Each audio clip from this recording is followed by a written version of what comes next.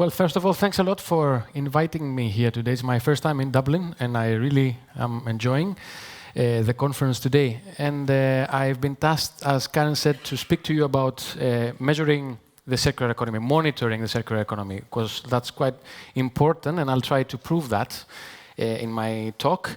But I'll start a little bit with something a bit broader, why we do all this. You know, this is a graph showing the environmental impacts associated with things we consume in the EU. Things like housing, food, and mobility, and things like that, they all have repercussions on the environment and climate. And this is just a graph showing the consumption footprint of the EU. A lot of the impacts that are occurring can be traced back to the extraction and processing of natural resources. So that's why we came across with this idea of a circular economy, so that we can make sure that the extraction and processing of natural resources is as minimal as possible, right? I think you're all aware of this vision for sustainability that circular economy calls for. So circular economy is a means to an end, a means to reduce our environmental impacts, yeah? And if you try to put the circular economy in a structure, then you might see that there's a few principles that circular economy is based on: safe and sustainable design, efficient production, sustainable consumption, longer and better use of products, and of course the notion that waste should be seen as a resource. So this is circular economy, but how far ahead are we with circular economy? Have we established it in Europe? Someone said, much smarter than me, that you cannot manage what you cannot measure. So there's a clear link between supporting policy making and monitoring. And we really need to monitor the circular economy, first of all, to report on progress, to say whether we're advancing or not, or we're reaching the goals that we have set to ourselves. We're also monitoring because we want to set targets. We want also to make sure that the responses we design in the policy making are directed in the right place. We also need to monitor so that we speak to the right people, identify knowledge gaps where we have to collect better information and data, and of course build quantitative arguments for action. All of that will support policy, and one can safely say that we cannot do good policy without having a monitoring framework in place. At the EA, we have been working on the principles, the broad set of principles, let's say, that should be there in all monitoring frameworks for the circular economy. And this is a set of 7. And they span things like defining properly the type of indicators we need, the data sources that we should select for populating these indicators, how do we make sure that all the levels of circular economy are monitored, etc. But I'd like to draw your attention on the first one, which I think is the most important one. We tend to forget that circular economy is a very comprehensive policy agenda. It's about a transition, an entire paradigm shift from the current linear economic model to a circular one. So it has a lot of different things and a lot of different components that we need to monitor if we want to conclude on the entire transition from our current system to the circular economy system. Yeah? And that's a principle that should underpin all monitoring efforts, I think. What is it that we should be monitoring? Again, in this structure of the circular economy, there's some critical touch points, let's say, that of the circular economy, where some very important, interesting questions arise, and these are the ones that we should get answers to if we want to really monitor. Are we putting durable products in our economy? Do these contain non-toxic materials? Are they based on renewable feedstocks or not? Are they designed for recycling? This is, for instance, questions coming from the safe and sustainable design. I think a very interesting and important set of questions also arises from the longer and better use of products. And perhaps this is an area where we don't have a lot of information to answer the questions. Are we keeping the products in our economy long? Are we using them intensively? Are we making sure that when something breaks, we repair it? Or when we don't need the product anymore, are we offering it up for reuse and repurposing, or just throwing it away? So there's a lot of different questions in the different points in time of products where we need to ask ourselves, and that will determine, let's say, the type of data information we need to properly monitor the circular economy.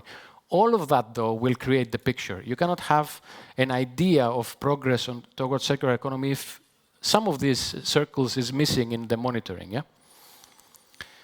What can we use to monitor the circular economy? Of course, established data sets that all countries report to the EU or to their national statistical offices first and then to the EU, like things about how much resources we consume, how much waste we're producing, and what do we do about it.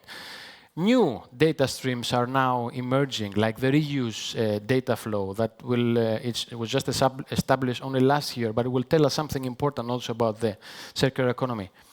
Unfortunately, for a lot of things, we don't have the right data to monitor the circular economy. So we have to go, for instance, for a proxy, like consumption expenditure might tell us something about the volume of products that enter in our economy. And this can tell us something about whether we're moving in the right direction or not. Surveys. Maybe there's a Eurobarometer survey somewhere asking citizens how often they repair their bikes. And the answer to that, especially if it's a question that's been repeated in Eurobarometers, will tell us something about how things are going over time. Models, the first slide I showed you represents the impacts of our consumption on the environment. That's a modeling exercise. Maybe we can use something from modeling results to say something about the circular economy progress. And the last one is my favorite. We can make use of more novel thinking, outside the box, let's say, where we go out there and scrap data from the web, for instance. Maybe for how many hits repair websites get over time. Things like that, you know. I don't have specific examples to show you, but this is also a thing that can tell us something about perhaps a niche aspect of circular economy, but it's really important, especially when it comes to the inner circles, the circular economy aspects which refer to the time where we use the products. I think in general, and looking at this table will tell you something about that, we're pretty good at monitoring what comes in and what comes out from the economy. We have long established data sets to understand that well. But what happens when products and materials are within the economy and are circulating there? We're not as good in knowing enough about that. Yeah? And of course, value retention, if I can call that, whatever we do to keep the products in the economy longer, is critical for circular economy. It's perhaps, some would say, the most important aspect of circular economy, because we have been targeting resource consumption and waste management in our policies for a long time. But only now have we started to realize how important it is to keep things longer in the economy, to repair, to remanufacture, and at the end of the day, to recycle. Yeah? That's the crucial difference between circular economy and a linear economic model. And that's where we don't have these long-established data streams. And this is where we have to perhaps think a little bit outside the box. Yeah?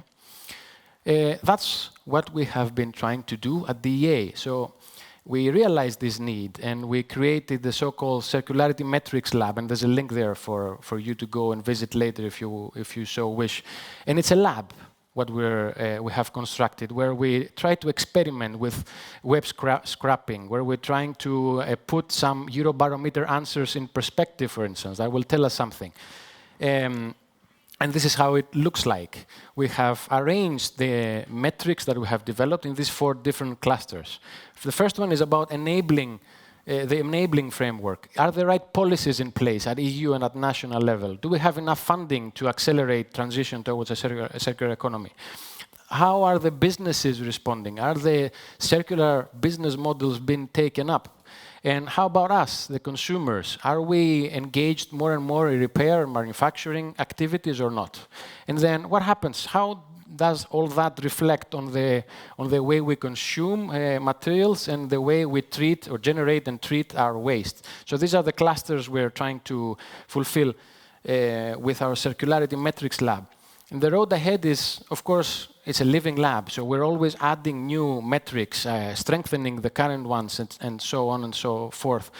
But our overall objective, overall aim, is to actually complete the story, to make sure that we're not forgetting something, that the aspects of circular economy that are important are also reflected in our monitoring framework, even if we don't get if we don't have available the most robust and accurate data and information to do that, yeah? But we still would like to have a complete, a comprehensive story, because if you don't, then you cannot do all the things that monitoring frameworks are supposed to do. Set targets, conclude on progress, inform policy making in general, yeah?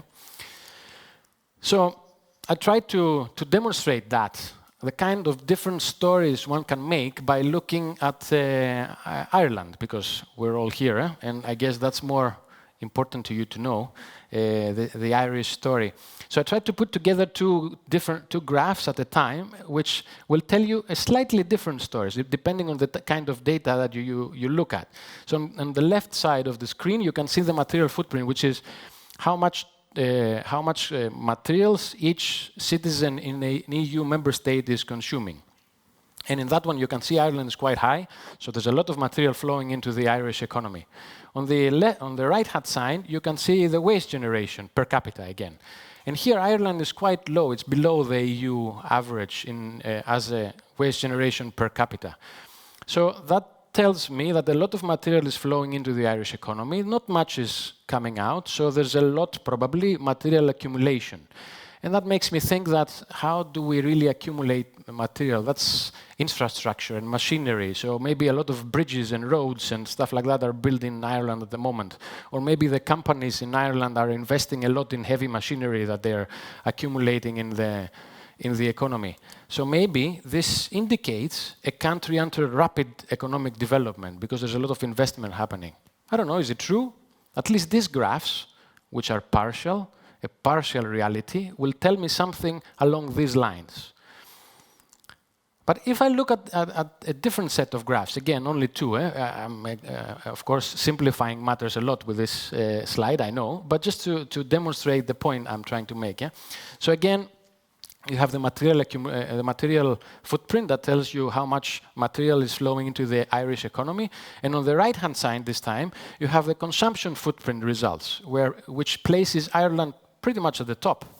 So the Irish citizens, the final consumption in Ireland is so high that it creates a lot of environmental impacts relatively, of course, to other EU member states.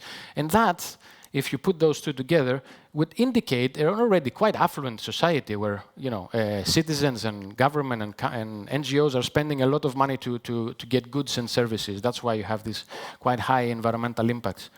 Or perhaps it's just the data. Maybe it's, all these stories I'm trying to make are meaningless because we haven't really looked at the data. The different EU member states are collecting data in a different structure and have a different data quality systems. Or maybe there's data gaps in some countries that are filled and some others aren't.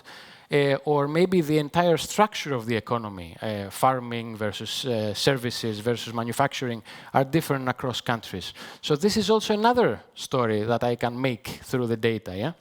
So the point I'm trying to make is that if you don't have a comprehensive understanding of the circular economy, which is difficult because it's a transitions agenda, so you need to have a very strong, very comprehensive monitoring framework, you might end up telling the wrong story. So that's a challenge, I think, for monitoring frameworks, also at the EU level and I guess at national levels, to collect the right data and the right information to really tell the full story. Yeah?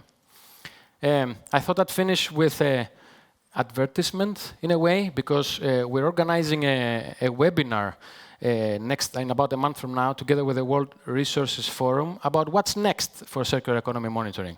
And I decided to put it up there because the person that would take us through this question is my fellow colleague, an Irishman, Shane Colgan, a lot of you might know.